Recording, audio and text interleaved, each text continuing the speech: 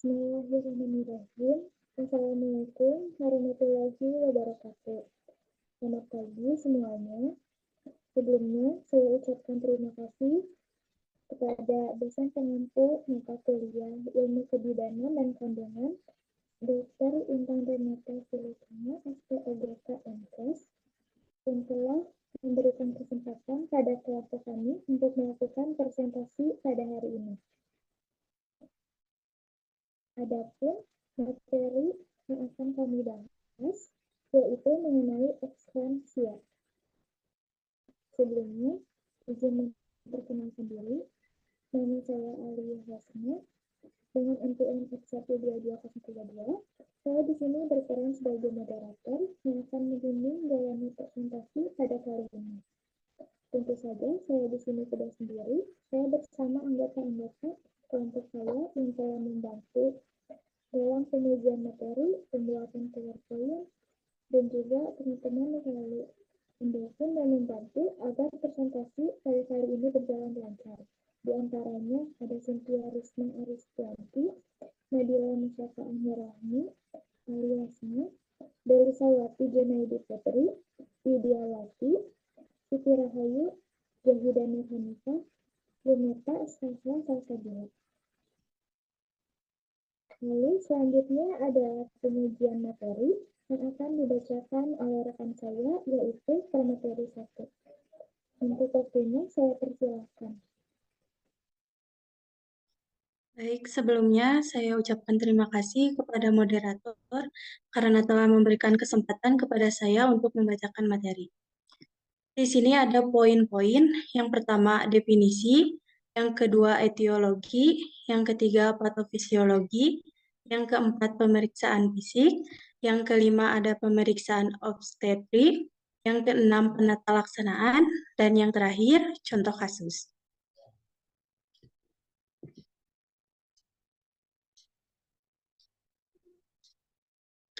Baik, di sini ada definisi.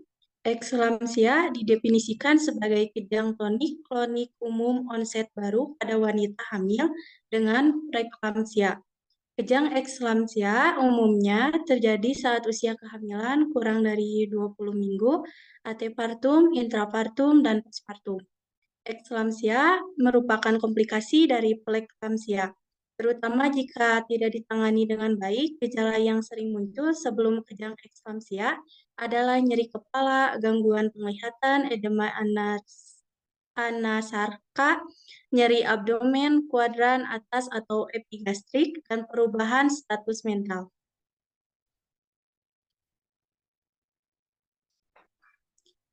Selanjutnya ada etiologi. Etiologi eklamsia masih belum diketahui dengan pasti. Muncul berbagai macam dugaan terkait penyebab penyakit ini, yakni faktor genetik, imunologi, endokrinologi, nutrisi yang buruk, kelainan struktur uterovaskular, hingga infeksi.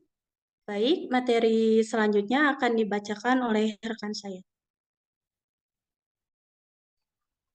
Baik, selanjutnya saya sebagai pemateri 2 akan melanjutkan materi dari pemateri 1. Yang selanjutnya yaitu patofisiologi.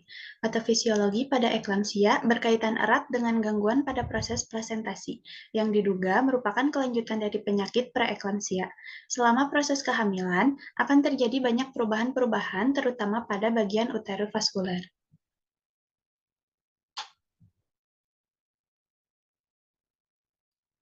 Yang selanjutnya yaitu pemeriksaan fisik.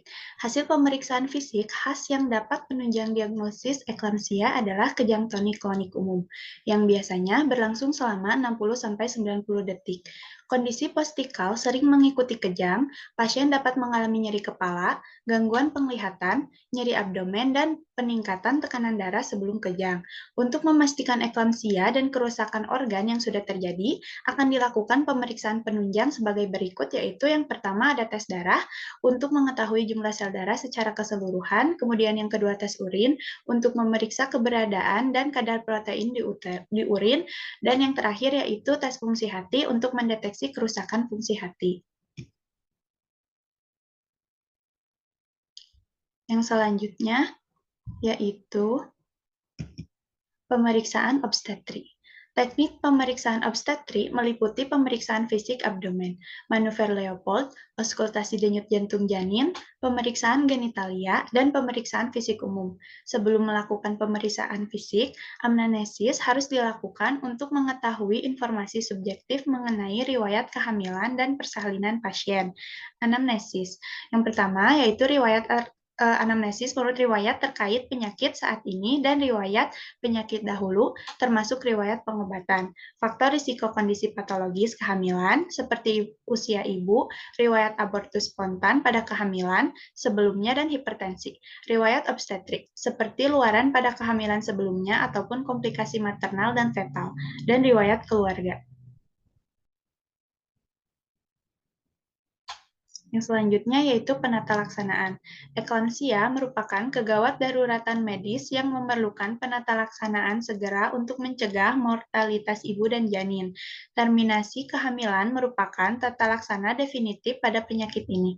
Terapi suportif yang mencakup airway, breathing, dan circulation harus dipastikan. Magnesium sulfat dapat digunakan untuk mengobati dan mencegah eklamsia. Baik, materi yang selanjutnya akan dilanjutkan oleh pemateri 3. Baik, terima kasih pemateri 2. Baik, saya akan melanjutkan pemateriannya. Yaitu ada contoh kasus yang terdiri dari identitas pasien yang bernama Nige, yang berumur 20 tahun, pekerjaannya ibu rumah tangga, anamnesis, keluhannya yaitu pasien mengalami kejang-kejang yang diawali sakit kepala, kejang berlangsung selama lebih 15 menit, lebih dari 5 kali dari pukul 10 pagi sampai pukul 5 sore. Pasien tidak sadar setelah kejang terdapat riwayat perut mulas yang menjalar ke pinggang. Semakin lama, semakin sering dan kuat terdapat riwayat keluhan darah lendir. Pasien tidak punya riwayat darah tinggi sebelum hamil. Pasien mengatakan hamil cukup bulan karena terakhir periksa di bidan pasien sudah masuk 9 bulan.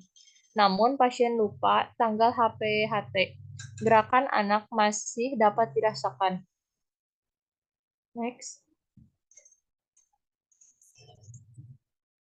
Yaitu ada pemeriksaan fisik, kesadaran, delirium, tekanan darah 170 per 110 mmHg, nadinya 100 kali per menit, RR 20 kali per menit, suhu 37,7 derajat Celcius.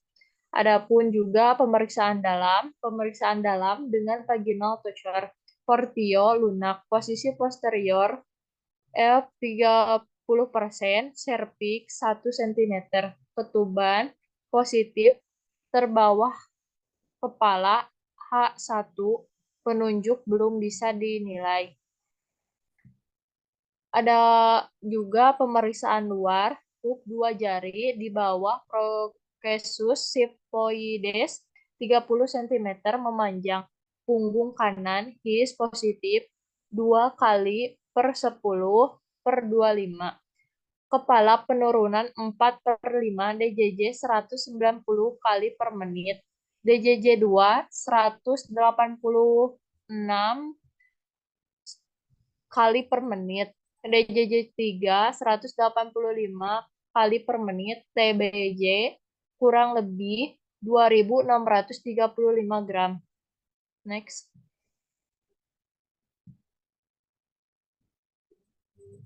Pemeriksaan penunjang. Pemeriksaan ini penunjang didapatkan darah rutin dan kimia darah. HB-nya 11,2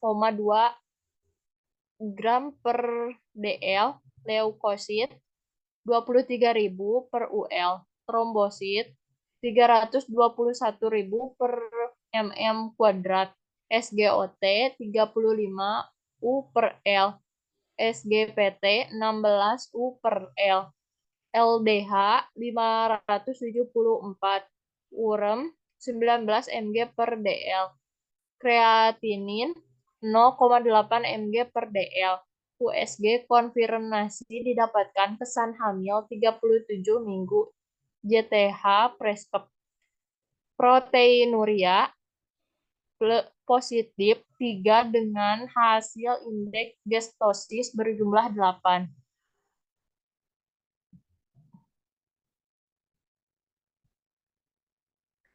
Diagnosis: pasien didiagnosis dengan eklamsia antepartum karena adanya riwayat kejang saat kehamilan sebanyak 5 kali dan disertai adanya penurunan kesadaran setelah kejang. Tekanan darah tinggi dan proteinuria positif 3 serta sudah dalam keadaan infarktu dilihat dari pembukaan serviks 1 cm dan adanya his infarktu. Penata laksanaan, pasien diberikan tata laksana berupa informed consent terkait keadaan ibu dan rencana penanganannya. Dilakukan stabilisasi selama 6 jam. Oksigenasi 5 liter per menit. Injeksi magnesium sulfat 20%.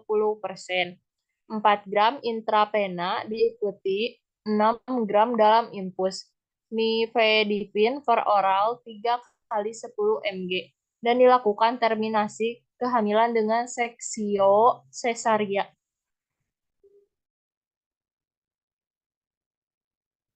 Dan cukup sekian pemateriannya, saya kembalikan lagi ke moderator.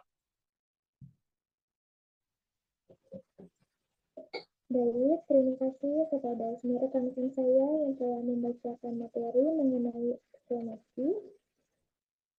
Semoga materi tadi dapat dipahami seperti mengenai definisi, etiologi, proses fisiologi, pemeriksaan fisik, pemeriksaan eksternal. Mungkin cukup sekian dari kami kelompok 5. Mohon maaf apabila ada kesalahan.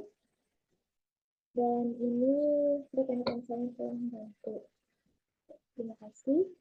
Kami kelompok 5 pamit undur diri. Wassalamualaikum warahmatullahi wabarakatuh.